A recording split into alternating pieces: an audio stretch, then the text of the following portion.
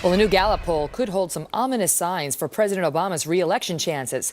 It finds his job approval sinking below Jimmy Carter's at this stage of his presidency, lower than any president in modern political history with a year to go until his re-election effort. At this point in his presidency, Mr. Carter was at 51% when it came to job approval. Mr. Obama, 43% now. So what does this mean for the president's re-election chances less than 1 year from right now? Joining me now, two Fox News contributors, Leslie Marshall, who's a syndicated radio talk show host, and Rich Lowry, who's editor of the National Review.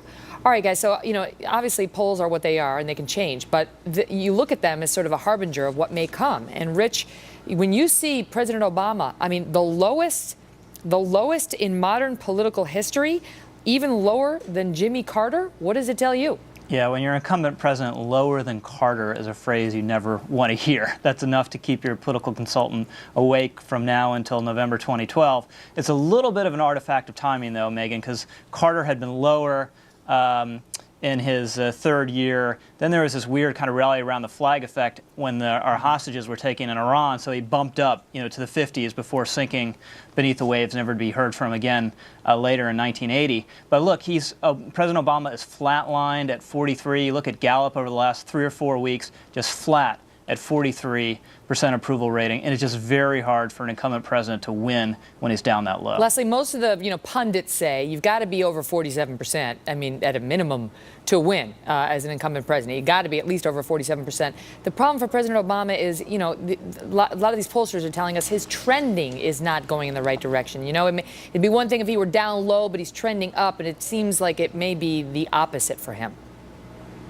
Well, we're a year away from the election, and as you know in politics, Rich, you would agree with me on this, I'm sure, that's a lifetime, and a lot of things can happen. One, two, this is a president of first, Megan, you know this, first African-American, first president with the name Barack Hussein Obama post 9/11, and I think he's going to be the first that will have the unemployment rate where it's at, and perhaps even an approval rate rating not where we Democrats or voters would like it. We have a very different voter population this time around, and the GOP does not have a Ronald Reagan standing anywhere near that platform. A very different voter population, Rich, but also a very different candidate, really, in Barack Obama right now. I mean, who could forget how he sailed to office the last time with the hope and change message, and the oceans are going to stop rising, and it's just this enormous message of hope, and America is going to change. We're going to get back to the way we used to be. It's not going to be as partisan. None of that is something he can run on this time, and we haven't seen him running on that. We've seen him already running a very different race. Yeah, well, what's so different is now he has a record. He could just make vague and grandiose promises in 2008, and a lot of people swooned. And now we've had 3 years of the dreary reality. And Republicans may not have a Ronald Reagan. That's certainly true. But in 1980, no one really knew Ronald Reagan was a Ronald Reagan. He was running even with Carter right to the end and didn't break until right to the end when the public decided Ronald Reagan was just acceptable and they were willing to take him. And I think that's going to be the test for the Republican nominee this time around if Obama's still down at around 43%. You think so, Rich? You think at this point the standard for the GOP nominee needs to be, are you acceptable? Yes. Yeah.